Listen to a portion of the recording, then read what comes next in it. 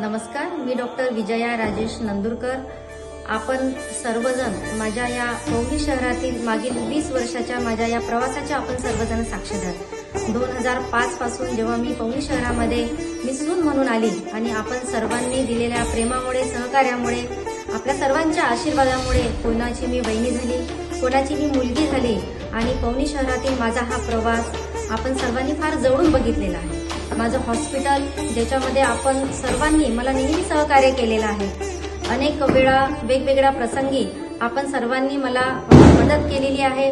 आपण सर्व जाणता की हे सेवेच्या माध्यमातून, माझ्या प्रॅक्टिसच्या माध्यमातून वेगवेगळ्या प्रकारच्या समाजसेवा करता करता जेव्हा 2016ला आपल्या पवनी शहरामध्ये नगर परिषदेची निवडणूक आली आणि नगराध्यक्ष थेट जनतेतून होतं। ओबीसी महिला राखीव त्यावेळेस आली होती आणि मी त्यावेळेस या निवडणुकीमध्ये सहभाग घेतला होता आणि या निवडणुकीमध्ये आपण सर्वांनी मला भरभरून प्रेम दिलं आणि आपल्या सर्वांच्या प्रेमामुळे आपण जी मताची उंची मला दिली त्या उंचीवर माझा जो मान सन्मान आपल्या सर्वांच्या प्रेमामुळे वाढला आणि माझी ताकद कुठेतरी वाढली। आपण सर्वांनी मला या पवनी शहरातील माझ्या सर्व सहकाऱ्यांनी, माझे भाऊ बहीण, माझे मातृतुल्य पितृतुल्य बंधू भगिनी, आपण सर्वांनी मला जो मान सन्मान आपल्यामुळे मिळाला, मला जे बळ मिळालं, त्या बळाच्या जोरावरती, त्या बळाच्या ताकदीने मला एक कुठेतरी हिंमत आली की नाही, आपण सुद्धा समाजासाठी काहीतरी करू शकतो आणि तो प्रवास आपण सर्वांनी फार जवळून बघितला।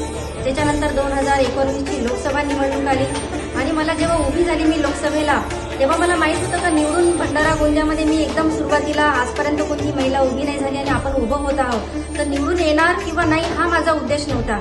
तर माझा उद्देश हा होता की राजकारणामध्ये जास्तीत जास्त महिला ह्या पुढे आल्या पाहिजे, महिला सक्षम महिला ह्या पुढे यायला पाहिजे आणि महिलांची भागीदारी राजकारणात ही कुठेतरी वाढली पाहिजे। जी सुरुवात मी त्याची केली की भंडारा गोंदिया लोकसभा ही मी लढली, ही फक्त तुमच्या प्रेमामुळे, तुमच्या आशीर्वादामुळे आणि तुम्ही दिलेल्या त्या ताकदीमुळे।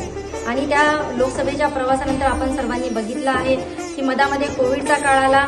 आपल्या या पवनी शहरामध्ये सुद्धा खूप आपले जवळचे जे होते, आपले नातेवाईक होते, आपले नातलग होते, हे आपल्याला सोडून गेले। या पवनी शहरामध्ये आपण बघतो की आपल्या पवनी नगर परिषदवर मागच्या 4 वर्षापासून हे प्रशासक होतं आणि आज परत एक संधी आणि आपल्या सर्वांच्या आशीर्वादाने आज नगराध्यक्ष पद हे परत जनरल महिला हे आलेलं आहे।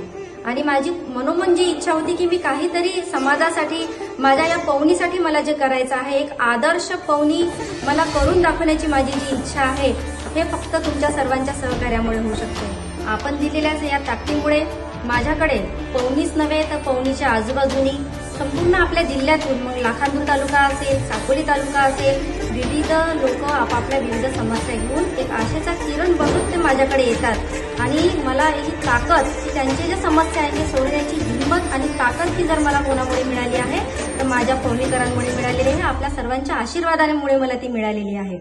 विविध संघटना म्हणजे जिल्ह्यातील संघटना असो किंवा महाराष्ट्र लेवलच्या विविध संघटना आपल्या विविध समस्या घेऊन माझ्यापर्यंत येतात आणि मी माझ्या परीने आमच्या वरिष्ठांपर्यंत हे सगळे त्यांच्या ज्या समस्या आहेत त्या तिथपर्यंत नेऊन सोडवण्यासाठी मी प्रयत्न करत असते। माझ्या परीने जेवढं मी करू शकते तेवढं करण्याचा प्रयत्न करते, परंतु ही जी ताकद आहे, ही हिंमत आहे, ही मला फक्त तुमच्यामुळे आली आहे। आणि आपण आजही माझ्यावर जर विश्वास ठेवला आणि ही संधी जर आपण सर्वांनी मला जर दिली तर नक्कीच या पवनी शहराला, माझं जे स्वप्न आहे की या पवनी शहराला एक सुंदर असं पवनी, एक आदर्श पवनी जे बनवून दाखवण्याचं आहे, हे तुमच्या सर्वांच्या सहकार्याशिवाय किंवा तुमच्या आशीर्वादाशिवाय हे शक्य नाही।